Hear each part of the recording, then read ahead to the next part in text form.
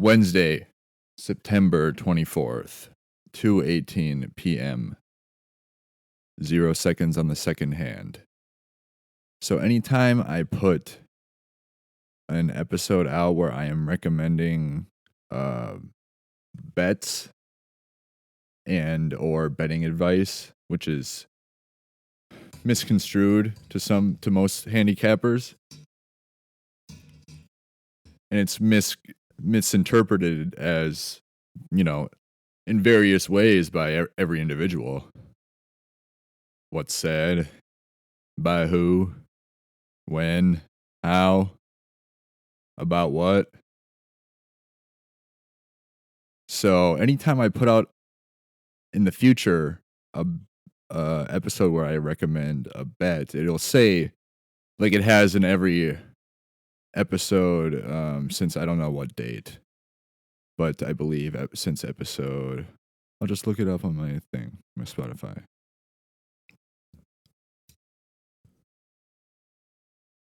Scroll all the way down. It'll say bet in the episode, and it'll have a bet listed. And I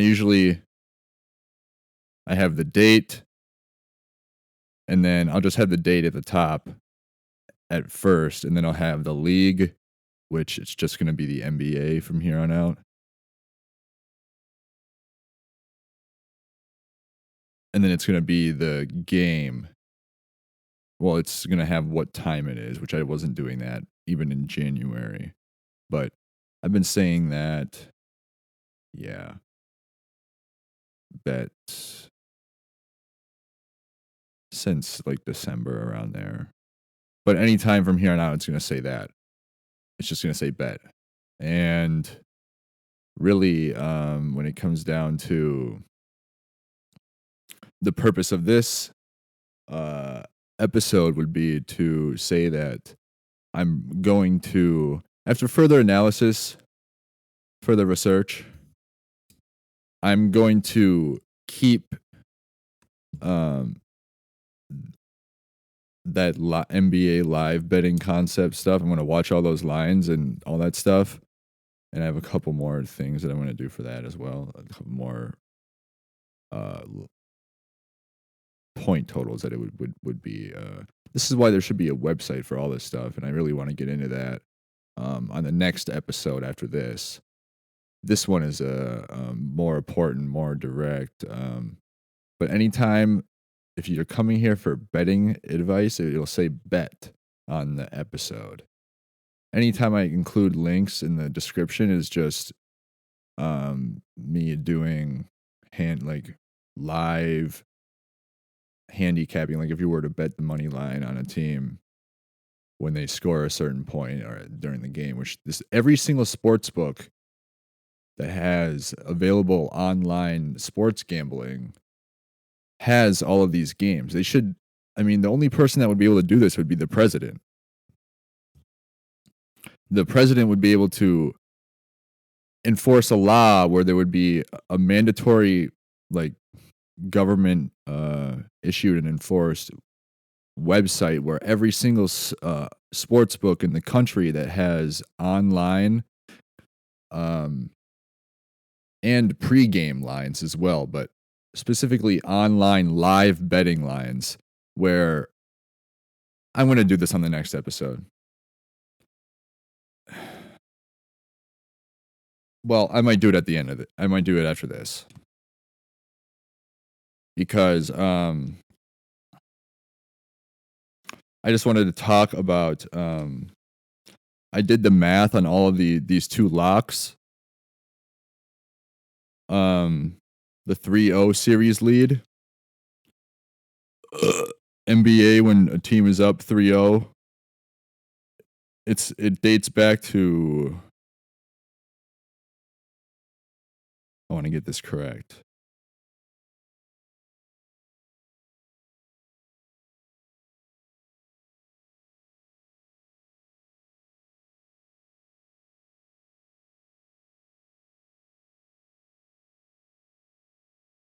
$1947.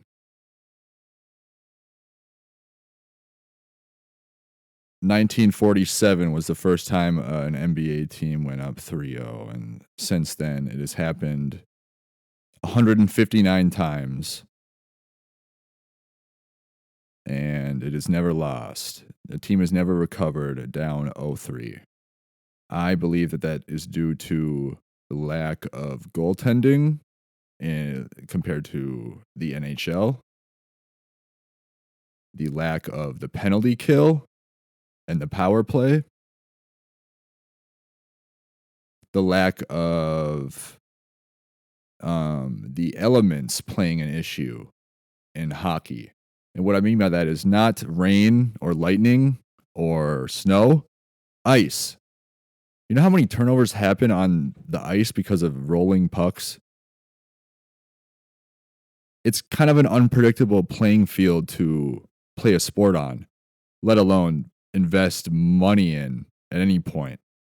Why do you think there's been 4 3-0 comebacks in the NHL? Now, the ice has a lot to do with it. That's why there's a lot. I believe that's why there's a lot of shorthanded goals because of turnovers. And more teams should really use the boards to their advantages, like pinball. You know, like pinball and whenever you have bumpers on when you're bowling. Have fun betting that sport when that's going on. And I've also noticed in the playoffs, at least, the referees, when they're dropping the puck, whenever a team is losing in the game, and especially the series, it seems like the referees are kicking out the team that is winning in the game and or the series. They kick out the team centerman earlier than they used to. When I realized earlier, even like 5-6 years ago, it feels like they started doing it more. These are all rules that the commissioner can enforce. There aren't many rules you can do and enforce in basketball with so many possessions and so much scoring going on. It's just going to be more fouls, more scoring.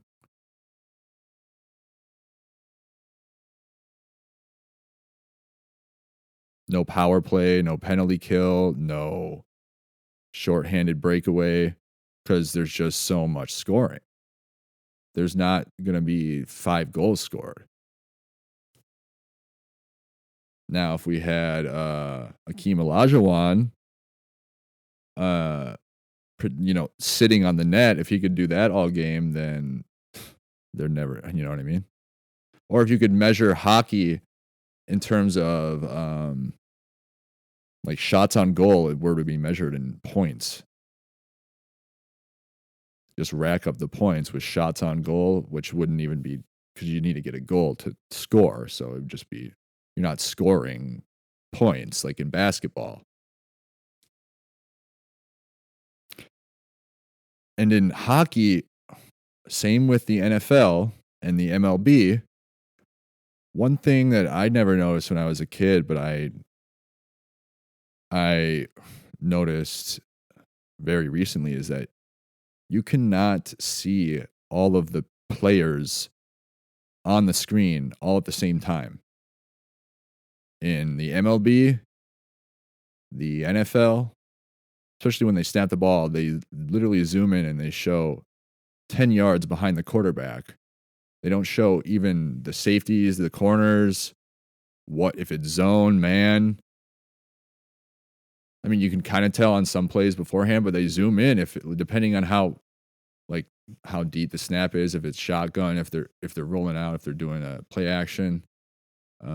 They zoom in on the quarterback a lot, and you don't get to see all the players on what's happening. And it seems like they're showing less replays as well. That's another thing I've noticed this year.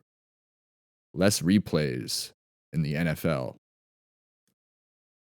This is not the MLB. We're not trying to hide the old catcher signals. It's like the NFL has adopted the MLB because the MLB doesn't show the catcher and the batter from the pitcher from the regular point of view after each pitch. It zooms in on one of either the batter or the pitcher. because they don't want to show what they're doing at the plate to the other team because of the asterisks.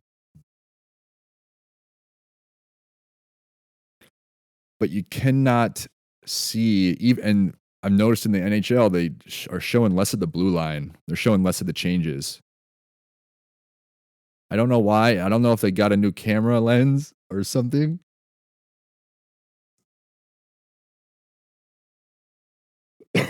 I'd had to go through and really hone in on each specific, like FanDuel Sports Network, NBC Sports Philadelphia, NBC Sports San Jose. See the difference between the camera lens there, the camera lens on FanDuel, the camera lens on ESPN, what states they're, But that's all skitsed out stuff. It just seems really weird that they don't show the blue line or the changes at all. And they don't offer you a camera angle where you can see them. In the NHL, you have to. Isn't it crazy that the only one where you can see all players where you don't have to pay money for an alternate camera angle would be the NBA? You can see all 10 players at pretty much all the important times that matter most. When all scoring opportunities are happening, maybe a transition pass quickly, but they zoom out and you see the transition score. And then it's back to showing. It's a small enough playing field where you can actually see everything with the camera that's being provided. It seems really odd that you can finally pay money. NFL Plus, you can't do it in the NHL, unfortunately. I don't know what is wrong with the commissioner of that sport. But it almost seems illegal. I think that should be a thing too, to legalize sports gambling, but not allow us to see the replay after every play and see all the players on the field at all times or on the rink. The ice. Earth, wind, fire, and ice. Yeah. Anytime there's water, lightning, wind, snow, and ice involved, it's actually, when you look at it, if you really want to look at it, because the NFL is doing this more now too, where they have weather delays because of lightning. They never used to do this either, I don't think. I don't think they really did. Hey Siri, has the NFL always done delays when there's lightning? Holy shit, Hey Siri, has the NFL always done delays when there's lightning nearby?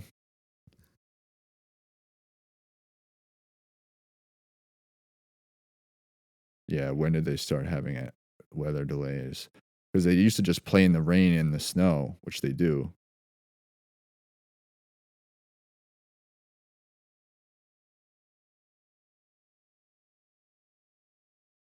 Now all these people, yeah, this is a core, yeah, very trustworthy, whatever. But I just don't remember there being.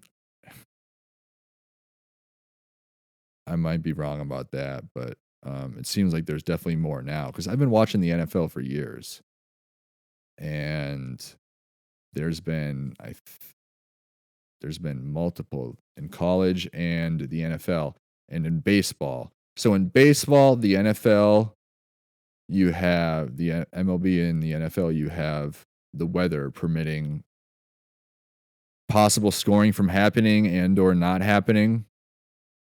Players making mistakes because of wet balls, pitchers, footballs being dropped, more turnovers. There's been a lot of penalty yards in the first 3 weeks of the NFL. A lot of penalty yards. A lot of penalties and a lot of penalty yards. I don't think you can bet on the over-under on a team's penalties or penalty yards. But they have that. You can gain yards by doing that. You can't really, when you're fouled in the NBA, you just shoot a free throw or two. when you are a cornerback in the NFL playing defense one-on-one, man-to-man on a wide receiver, and there's a deep ball, and it's a 60, almost, like a 45-yard pass, a 45-yard pass, and you make a mistake for whatever reason, which happens a lot in the NFL. Receivers are actually getting smart too, where they actually pretend to catch the ball beforehand. So the cornerback who isn't watching the ball because he's just watching the man that he's covering man to man, he sees the receiver pretend to catch it because the ball is still like 3 seconds away. And then he tackles him because he thinks he's playing his reaction to catching the ball. It's happened many times already in the first 3 weeks, and they get a 40 or 20 or 55-yard penalty. That affects the scoring drive a lot. What percentage of a NFL team's scoring is being done on one possession? 25%, give or take? So these companies like Prize Picks and Underdogs are picking you fuckers clean. If you're doing the overs on any of that shit, you're out of your fucking mind. Except for the QB rushing yards. Except for maybe some, you know what I mean, whatever.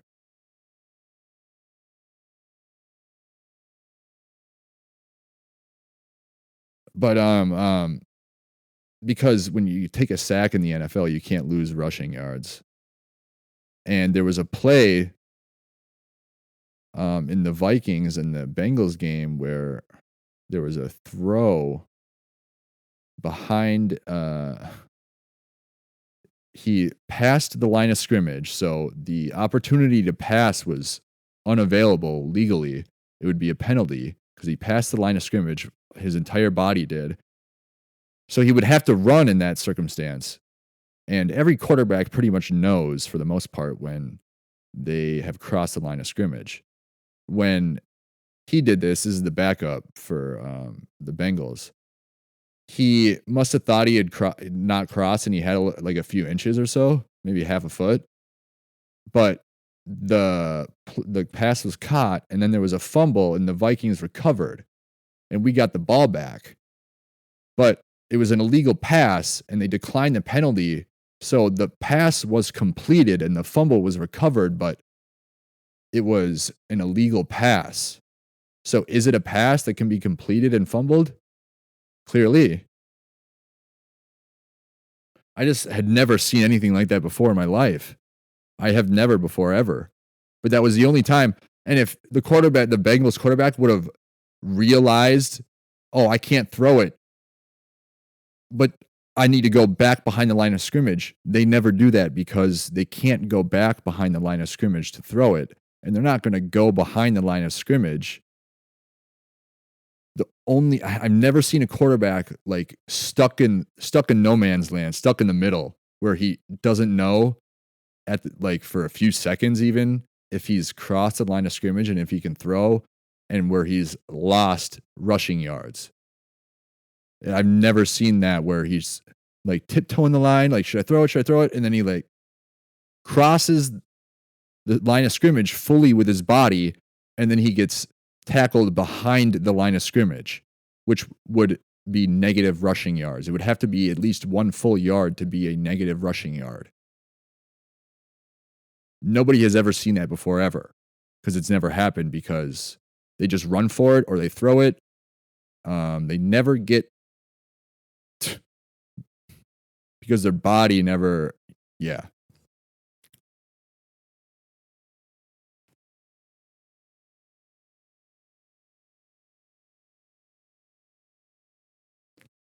But when you're talking about penalties in the NFL,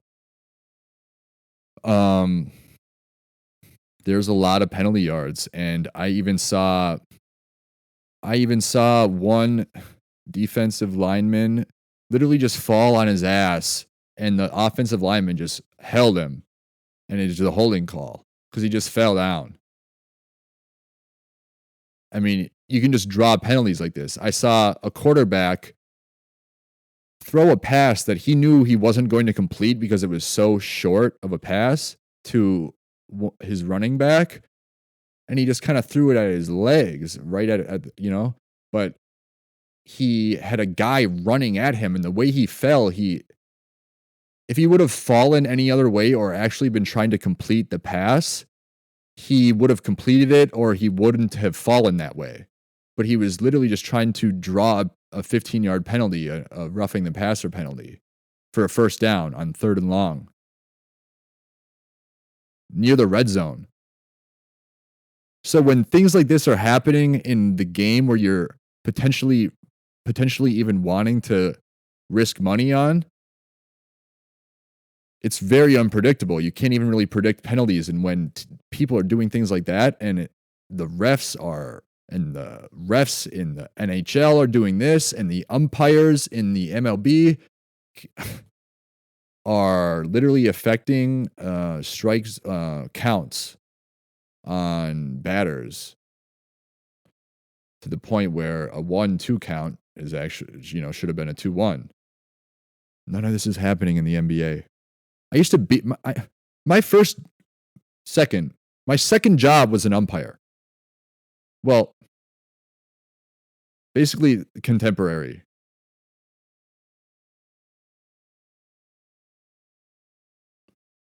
I just was looking at the Arya mod the other day, and I realized that I don't do this anymore. I get away from this kind of life. But if you take Arya, Arya, A is the first, R is the 18th, Y is the 25th, A is the first, you get 45.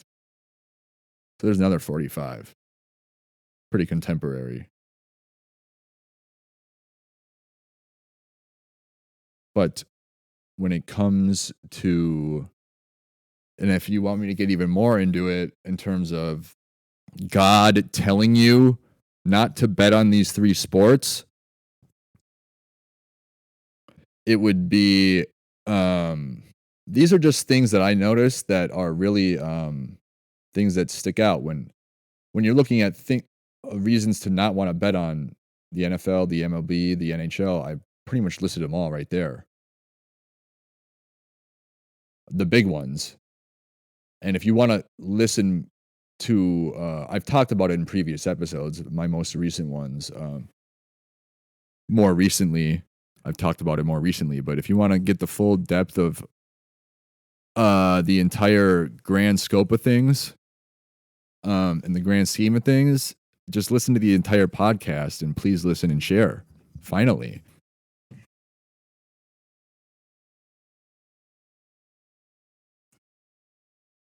But it's 2:40 p.m. right now. And if you take, all right, I'll do that after I talk about some of this stuff. When you look at, it's really odd how the MLB, the NFL, and the NHL, you can all wear jewelry.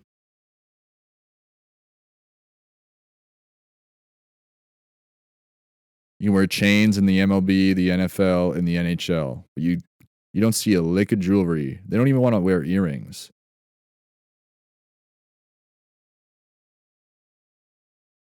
It's just something I noticed. Has nothing to do with betting, but if we're talking about, God telling you these, why aren't people noticing these things, all of these things? Why doesn't anybody do any of this schizophrenic shit? I'm joking. But if you want to look at the shoes that are worn in the NBA, you can wear them in public. You can wear them in your house. You can wear them down the street because you play basketball in them. You can't wear skates outside except anywhere on ice. And you're not going to be wearing cleats anywhere except on grass when you don't even really wear them in the yard unless you're a soccer player maybe. I mean, when you're doing batting practice, you're probably wearing cleats, but you're not wearing them unless you're like a young kid. You know what I mean? But cleats in the NFL as well. Basketball shoes are worn everywhere by a lot of people. Another thing I noticed. the helmets or lack thereof in the NBA. There's no helmets in the NBA. I think this is God reminding you in your head that this guy might know what he's talking about. He might be guiding you down a path of success in the future because there's no goaltending. There's no goaltending. And since 1947, there's been 159 series where a team has gone up 3-0. And I did the math on all of the units.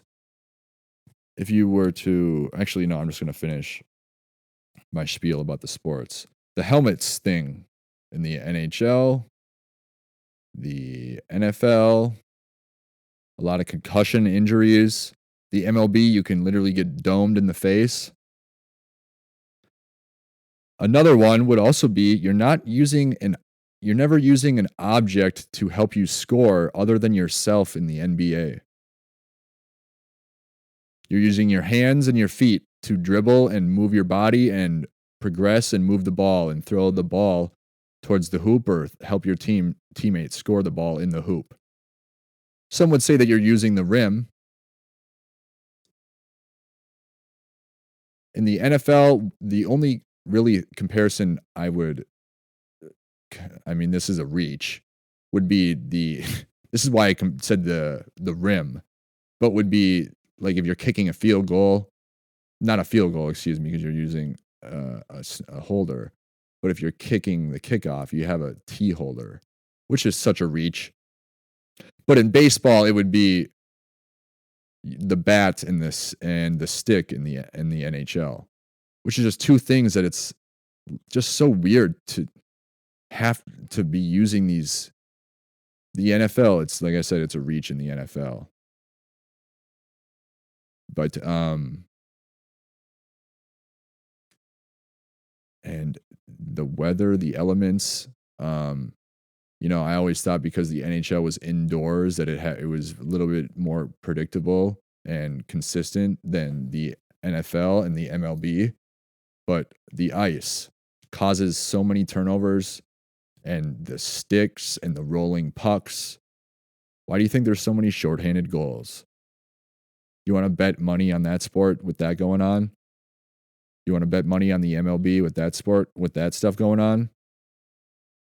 The NFL?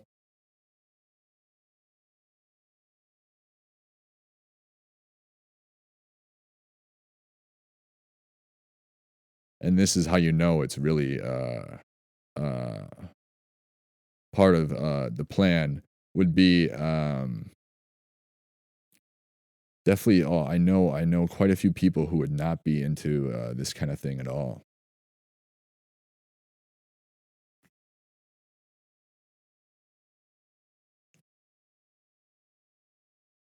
So I'm trying to think if there's any more things that really stick out. I was writing down reasons to avoid. And I'm gonna have a more very, very in-depth with journal entries, but these are all like sports betting and stuff that I've learned in the first few weeks of the NFL. And it's nothing. I mean, not even a year ago, I was reading the journals. I mean, holy shit.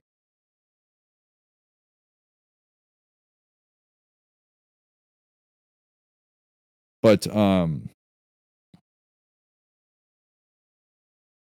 trying to think if there's any more. Yeah, there's gonna be a more in depth if that's wanted. Which, if you're not telling, if you know my experience with disproving simulation theory, and you know my experience with the light, and disproving mental illness, or disproving that person in the government,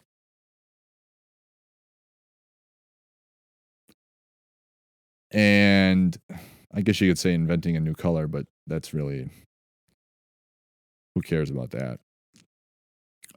Figuring out the only 2 locks in gambling history, which is what this episode is, um, which is also the previous episode as well. But, um, and I'm gonna continue on about that. I'm just trying to really think about if there's anything else in the sticks and the bats. Yeah, the head injuries, the fact that you're just getting your head hit so much in 3 of the sports. The players playing them, and when you incorporate ice and sticks and flags, they literally mop up a drop of sweat in the NBA if you get some sweat on the court. You can't spit on people. They have a timeout break, like a 5-minute timeout break, because it's going to hinder the player's ability to uh, do what they're there to do. Ball. This is why I love the NBA, and this is why the NBA is king. Jared Smith bets, not the NFL. The NFL is raking in $3 billion in the regular season in legal betting money this year in this country. And I believe there's probably going to be, it's going to be probably what, like 30 to 100 million in profit, probably. Maybe a little bit more. Because 1% to 5% of sports gamblers nets a consistent profit long term. And long term would be more than 3 years. If 100% of sports gamblers, and I want this to be a chapter, if 100% of sports gamblers were to do just these 2 locks for the rest of their life, or in the previous, since 1947, they would be, with the NBA, they'd be up 286 units since 1947. 286 units on these 2 locks that have never had a loss ever since 1947, and they never will for all of those reasons.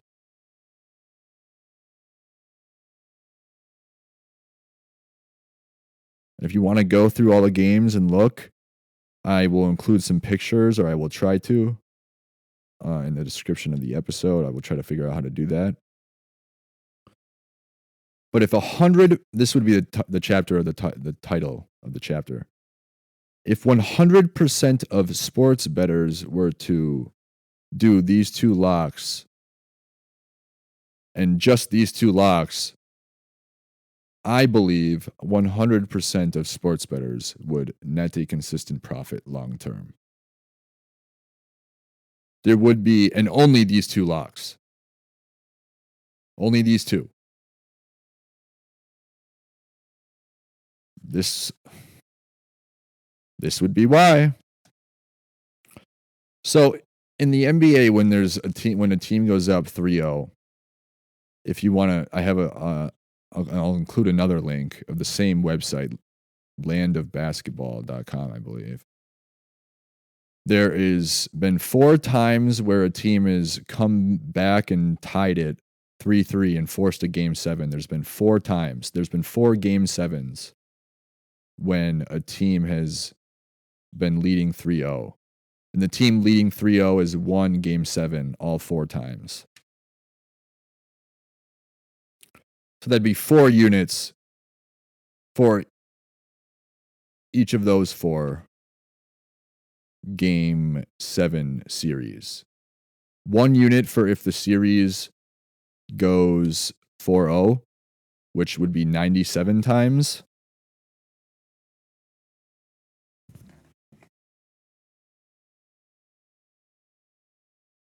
So it's 97 units where the series, you're going to want to do it at 3-0, you know? It's probably going to be juiced up, like maybe 20, maybe even 30 units, but it ain't going to fucking lose.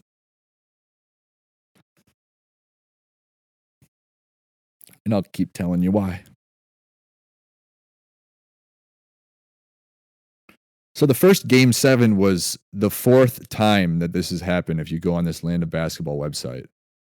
The first Game 7 was the fourth time an NBA team had gone up 3-0. The first one was a Game 6, the second one was a Game 5, the third one was a Game 6, and the fourth one was a Game 7. And if you remember anything about my journeys looking for numbers and flipping them around and doing that kind of thing, I wonder why I did that. But the second Game 7 where an NBA team led 3-0 and the losing team tied it to force a Game 7, tied the series 3-3, would be the 49th time that an NBA team is led 3-0.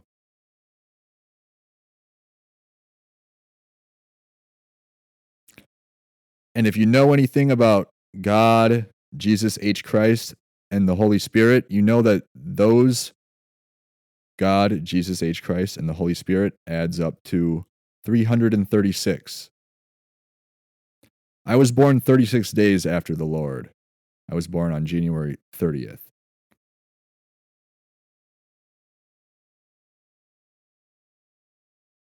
And also, the third time that the losing team is forced to Game 7 would be the 68th time.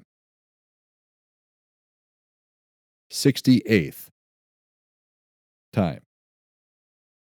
And then the fourth and final time out of, it's only been 4 times that a team is forced to Game 7 since 1947. 4 Game 7s since 1947. The fourth time would be the 151st time. 15. I don't know why more handicappers aren't obsessed with the number 15.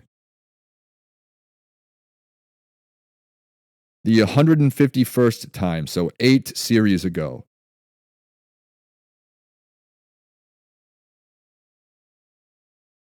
And if I would have done this before the most recent playoff series, if I would have done this in March or February or January before I even knew about any of this, because I hadn't watched the NBA playoffs yet, I didn't even watch them last year, really. I briefly was looking at them. I mean, 2 years ago when it was the Mavs and the Celtics.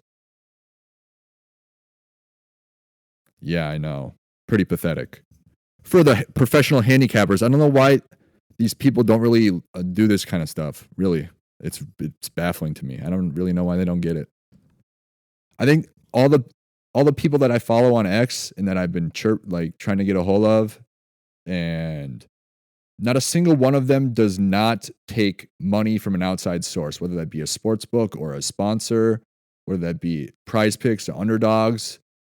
You are giving them money in some way. So they are not even a part of the 1% to 5% of sports bettors who nets a consistent profit long term, even though they are coming across as handicappers who do, because they respect and they think that their hard work is worth money in this industry. The cool thing about fentanyl is when you're selling people fentanyl, you're really just sending them to the light.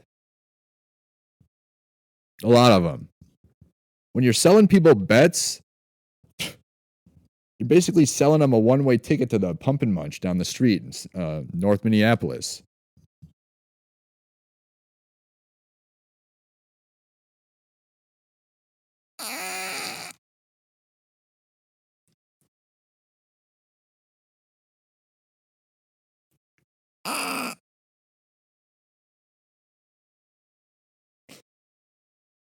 But 151 was the fourth time. There's been 4 Game 7s when a team has led 3-0. the team that has led 3-0 to start the series won the series all 4 times. Now, if you really want to be this kind of person, you could, because when you do all of this for the 3-0 series lead, and you'll see the picture where you'll look at my numbers, and you can click on the website where you can look at all the games as well. You will see that when it's game 7 and the juice is probably closer to even odds, and I'll try to include some pictures of what the sports books had the Knicks and the Pacers series before the series even started, before game 1 even tipped off. I'll include that just so you can get a scope of if that series were to tie 3-3, or if we're the same thing, or you were to see the same odd, the two same teams with the two same odds in the future, and the team, whichever team went up 3-0, and then the other team tied it 3-3, depending on, an injury or two or whatever circumstance, what would the odds still be the same? Because it should be close to it, because it's tied 3-3.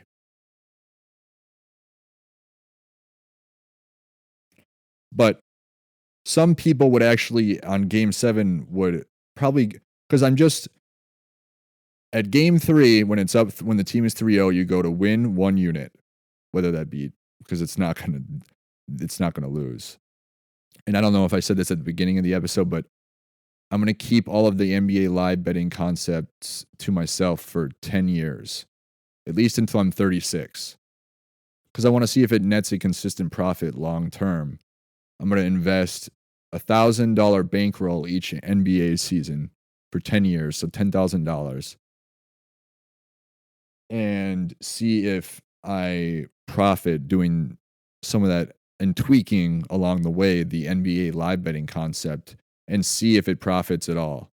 Because if we're going to profit on that, I just need to see. And I would also like to do that because I'm going to screen record every single game that happens from here on out, and keep hard drives of them, so somebody can make that website legal for all those sports books to have a file of every single game that's happened. And if you were to buy the money line or the spread or the alternate spread from this sports book, what would the odds be at this point in the game for this game? And would it profit? Would it lose? Did it hit? Every single sports book has every single game that they've allowed people to live bet on. So Trump, if you're not telling people about the podcast yet, what the fuck are you doing? Because somebody in the light, and I'm not going to talk about who or what, has importance to the number 47. But a lot of people would go anywhere, because when they're up 3-0, you do 1 unit and they're going to win. And that would be the 97 times where a team has won 4-0. So that's 97 units.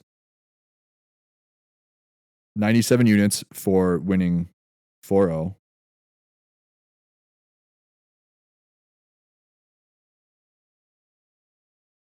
And then 47 times they've won 4-1.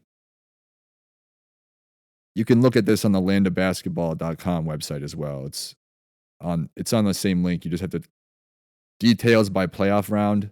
It'll show you.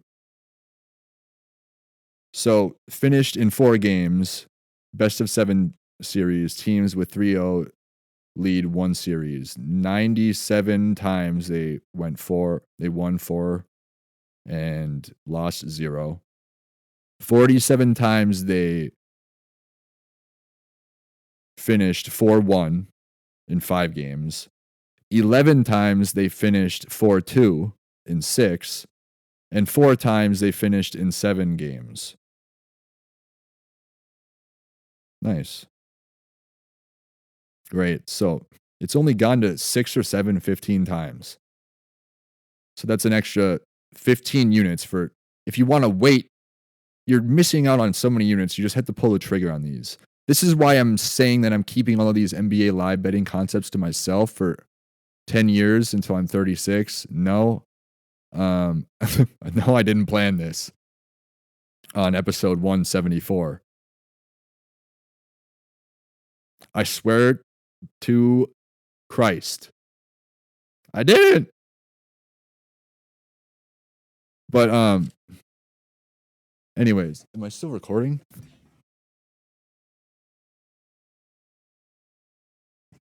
Yeah, we're at 45 minutes and 15 seconds. I didn't plan that. Cuz I had my laptop sitting up on this table like up to my right, a few feet away from me. And I had my wallpaper up, so I had to stand up and move it and look.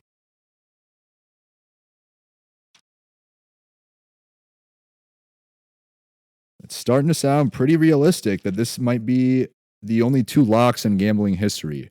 And no, UFC and boxing are not comparable. Bet money on the same odds after game 4, it's going to be closer, or game 5, it's going to be closer to, you know what I mean?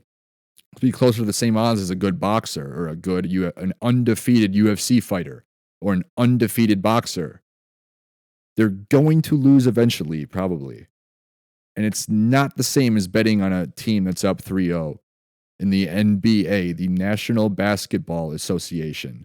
No, I'm not talking about hockey or baseball. And if you want to say that one team has come back down 3-0 in the MLB, well, the first 2 series are not best of 7 series. So it's not a very big sample size. And the problem is with the new rules that have been implemented in the last few years all at the same time, the bases being 3 inches bigger on each, they're basically a full square foot, I believe, 3 inches on each side. So it's 4 3-inch increments on each side of the base for each base, the first, the second, and the third, which means there's 18 less inches of running space to score a run. That's why there's a lot less double plays. They also incorporated a rule where if you foul, even if it's if it's a foul out, you can tag up from first or second or third or home, which they didn't used to have that either.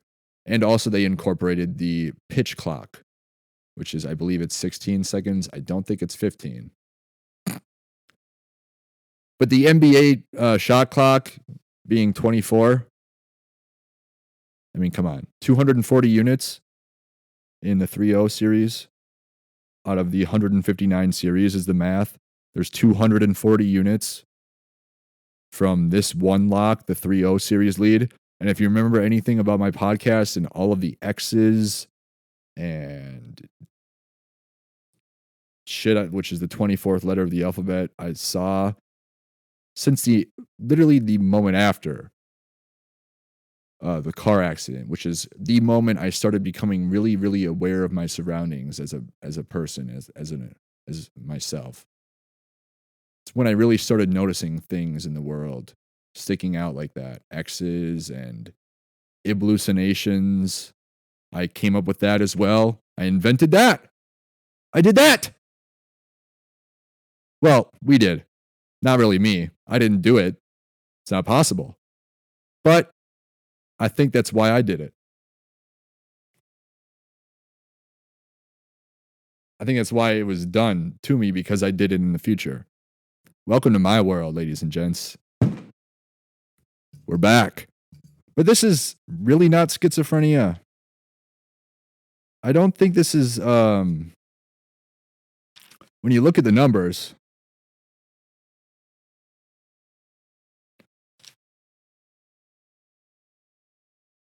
mommy's about to be home, so I need to hurry up. Plus, I need to mow the lawn.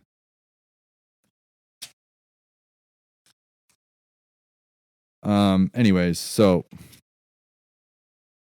what was I saying? So basically, yeah.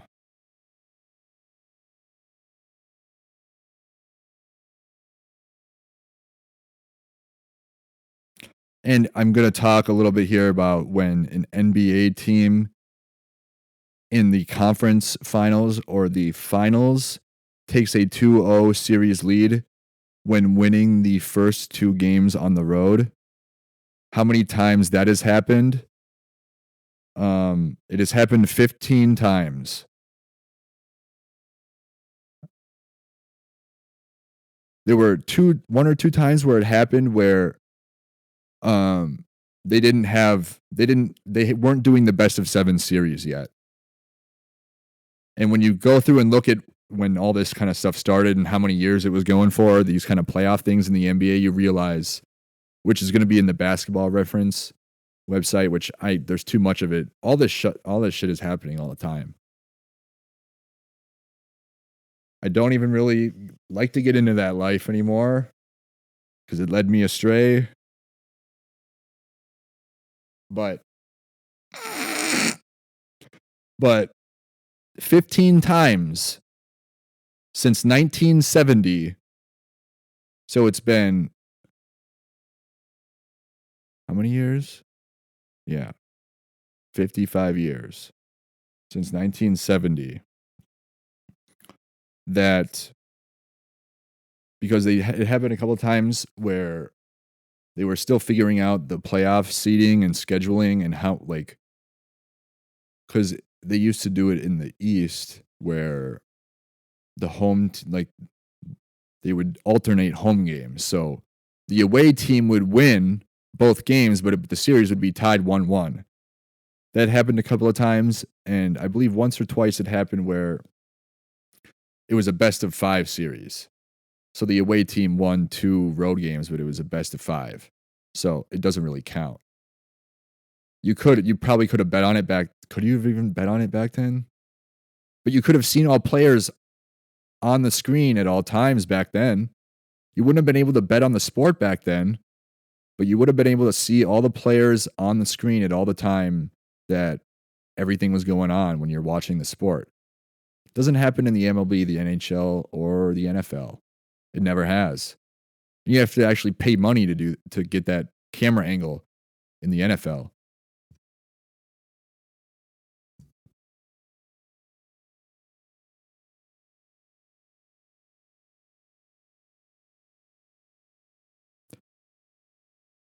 But I don't think you could bet on sports in 1947.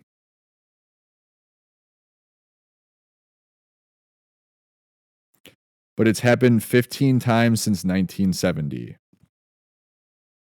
And I will include it's only let me see. 15 times one, 2,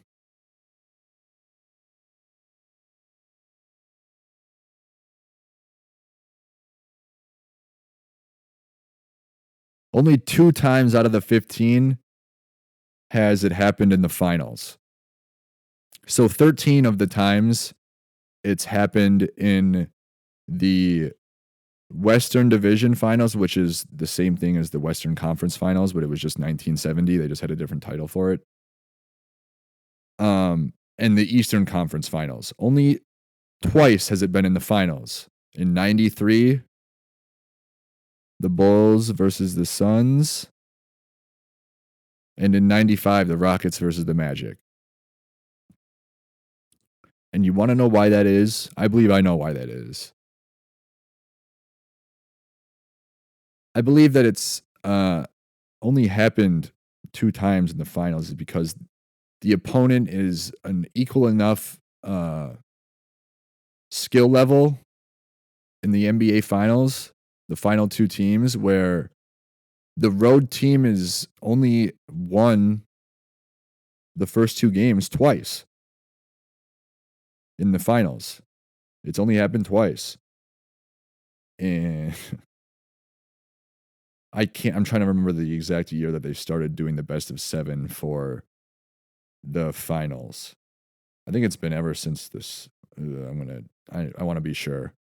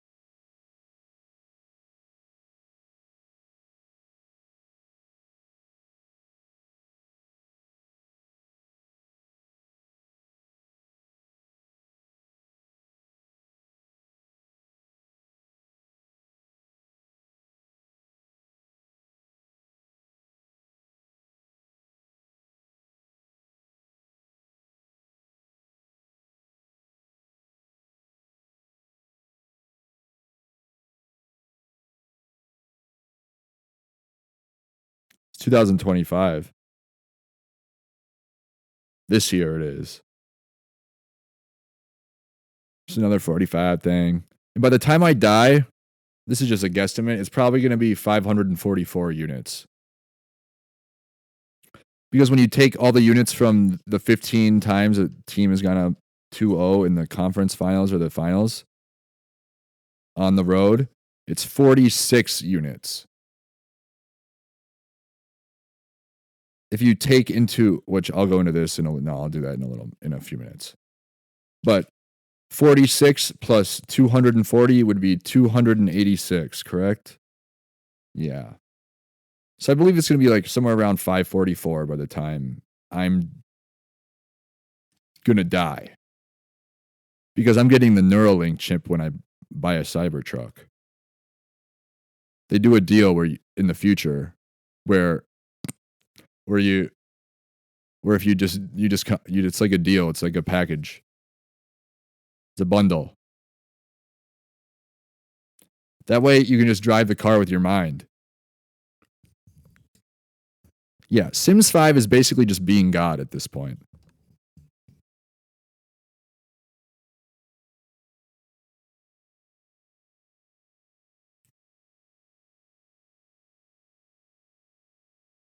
I'm trying to find the year where they started doing game 7s in the finals. And I'm not talking about the BAA. Talking about the NBA. And I'm not talking about the ABA. Strictly NBA, obviously. Obvi.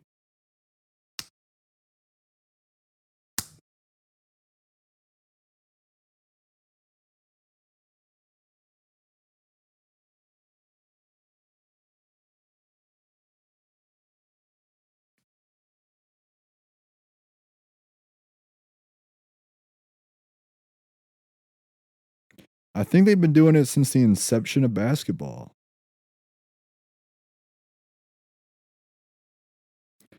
Best of 7 in the finals. So every single finals has been a best of 7. So you got to win 4 out of 7. That's how playoff series work.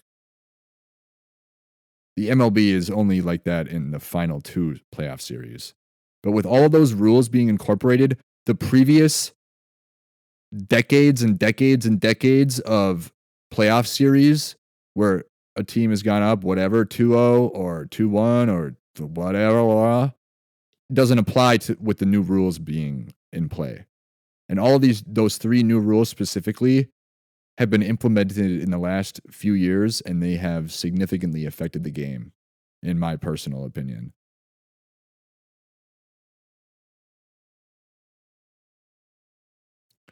But it's been a best of 7 every year.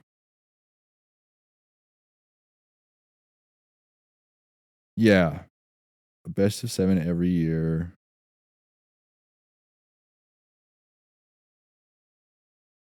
In the finals since 47.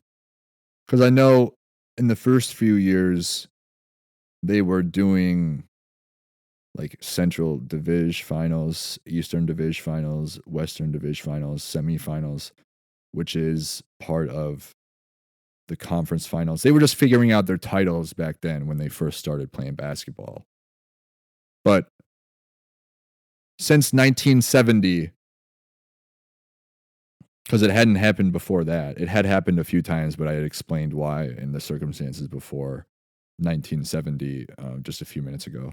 But since 1970, in the last 55 years, it's been happened 15 times.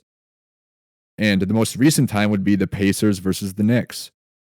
Would be plus 4 units, which I only got 3 units out of that because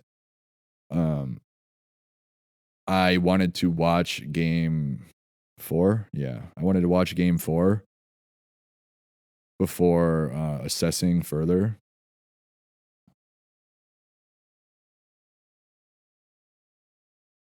Yeah, I wanted to watch game 4. They were up, yeah.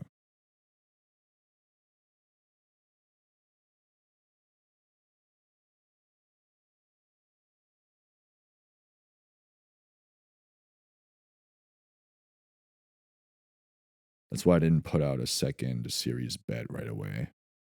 I waited for game 4 because I wanted to watch how both the teams were playing, how the Pacers played. I wanted to see if the Knicks tied up the series, if they basically, yeah.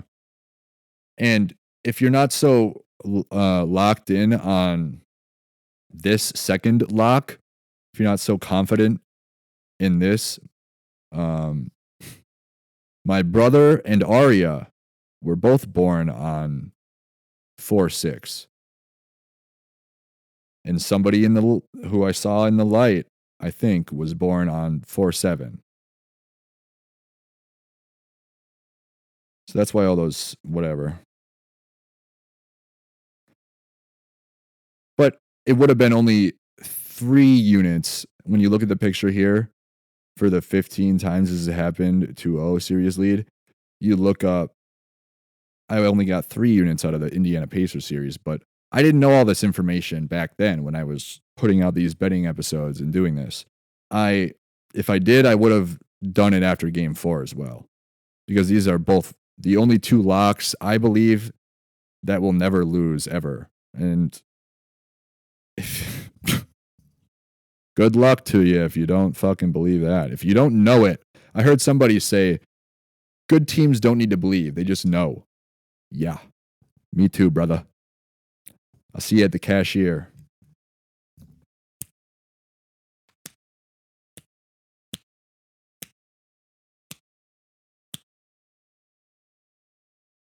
But it would have been 45 units because I only got 3 units out of in the most recent series with the Pacers. But knowing all of this now, it would be 4, which you'll see what I'm talking about if you look at the pictures. But I believe it's probably going to be somewhere around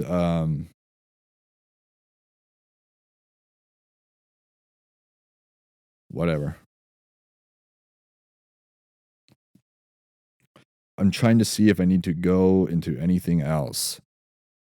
But if you're thinking this second lock is not as convincing because it's happened 5 times, a team has come back when this has happened in the first 2 rounds of the NBA.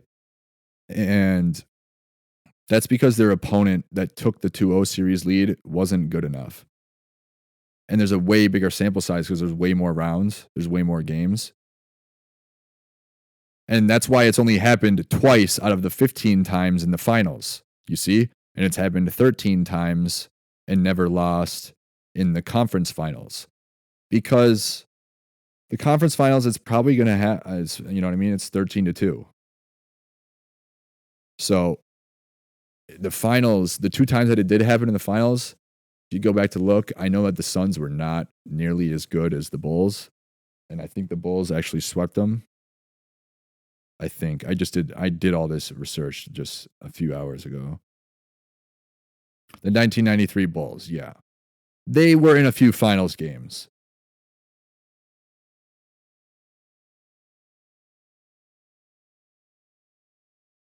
No. Excuse me, Jesus. No, it was 6 games. This game, yeah. It's right here in front of me on the paper as well. Yeah, this one went 6.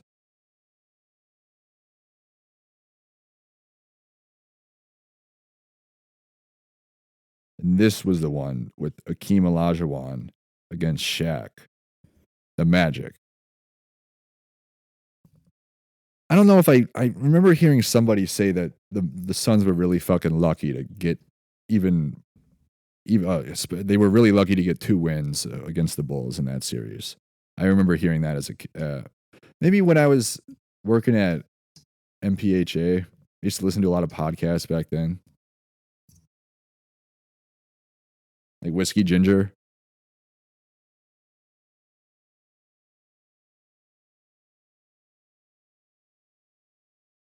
But that,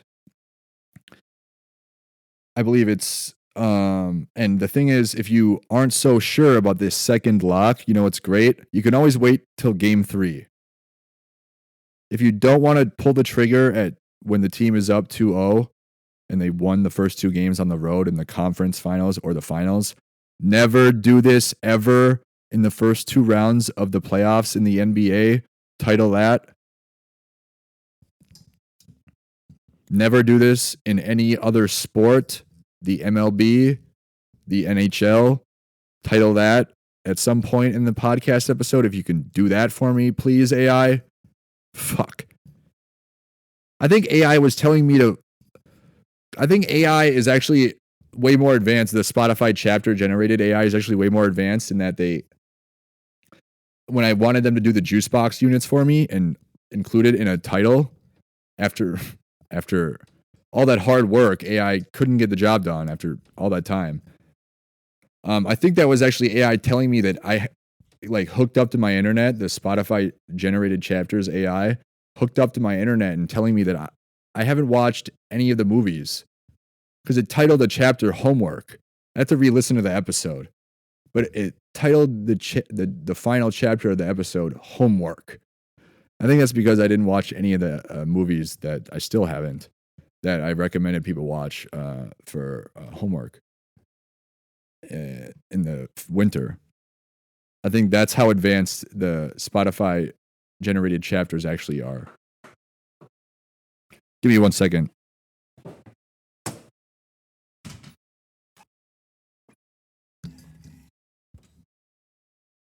Anyways, that's what I believe the really dumb Spotify generated chapters AI was doing in code, kind of subliminally. That's just yeah, those people were actually doing that in the podcast for that whole time. So it's not really comparable.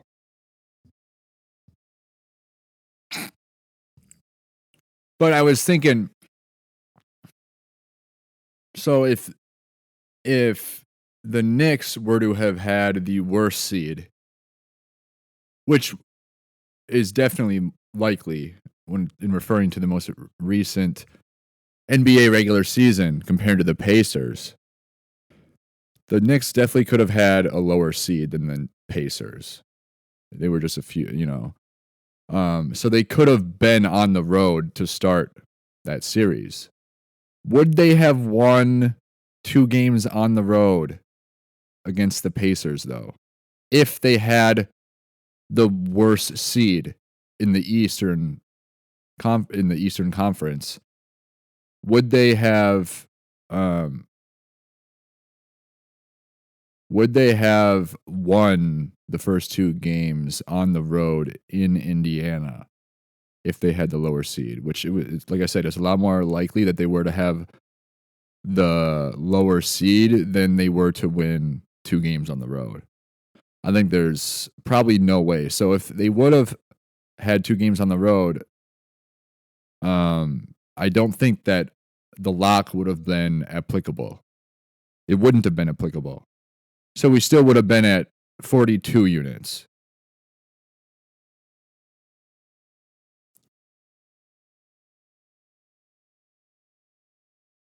But since the Pacers had the worst regular season record, they were on the road and they won 2-0. And the reason I put out a bet when they went up 2-0 was because, and I didn't put one after game 3. I thought they were going to win.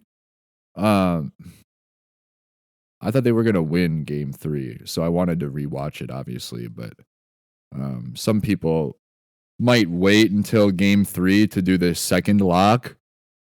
But only one of these was during the bubble, I think. Maybe obviously a few of these 3-0 series leads. But only one of the 2-0 series lead on the road. One of the 15. So it's technically not on the road. It has an asterisk next to it on the piece of paper that is included in the description of the episode, if I can figure that out, which Spotify for Creators website makes it difficult to include. They just make it difficult. Their website's been crashing for 2 years. It just crashes on and off every time I use it. They don't fix it. They don't really care. So If you know anybody who is into gambling, just know that I pretty much stopped gambling addiction with these 2 locks.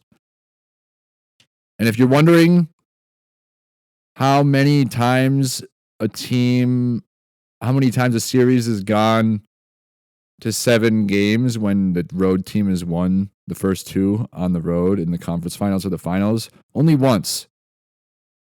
1 out of the 15 times has it gone to 7 games. Even though they're up 2-0, not 3-0.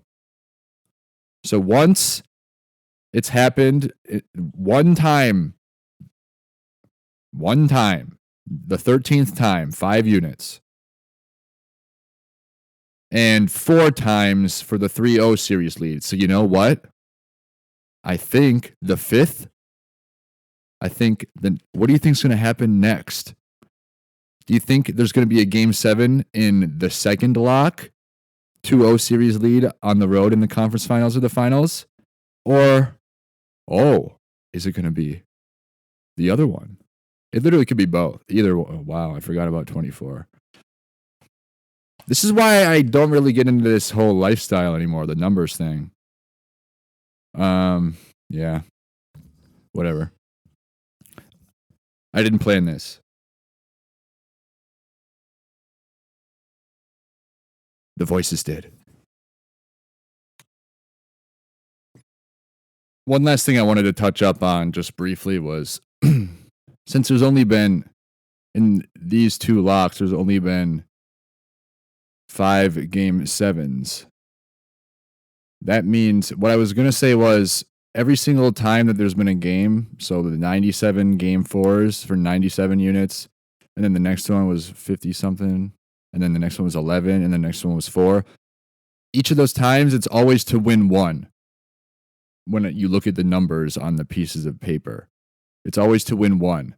The 5 game 7s, what I wanted to talk about that briefly was some people might do this in the future because these are the 2 locks that will probably never, I don't think they're going to ever lose. I mean, hello, please share the podcast. Just share. Anyways, if you wanted to, since the odds are a lot more close to even odds, you could, instead of going to win 1 unit if and when there is a game 7, you can always do to win 2, 3, 4. Because it's a lot closer to even odds, and it's going to be like probably risking anywhere from 4 to 6 units to win 4. Probably closer to 6 units to win 4 at the time of game 7. And if you're going to do that, this is what make this a title. I don't know how you want to word it exactly, AI, but you know what to do. You already have that idea planned out. And basically, the title would be, instead of winning the series if and when it reaches a game 7, if the odds are even more in your favor for the money line on the same team, which is the same thing because it's game 7, it's not game 4, game 5, game 6. If the other team were to tie it 3-3, then to win the series, the team that was up 3-0 would just need to win that game. So if the odds are more in your favor for the team to just win the money line on the game, right in the middle they have the money line, and then on the left they have the against the spread, ATS, the spread, and then on the right they have the total. If those odds, which it won't even matter because the bets are never going to lose. That's what I believe. I'm trying not to put out a losing bet ever again, possibly. So don't take my podcast down for stuff.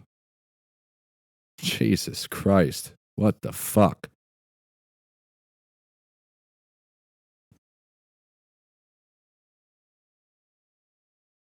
But some people would probably do that if and when game 7 hits.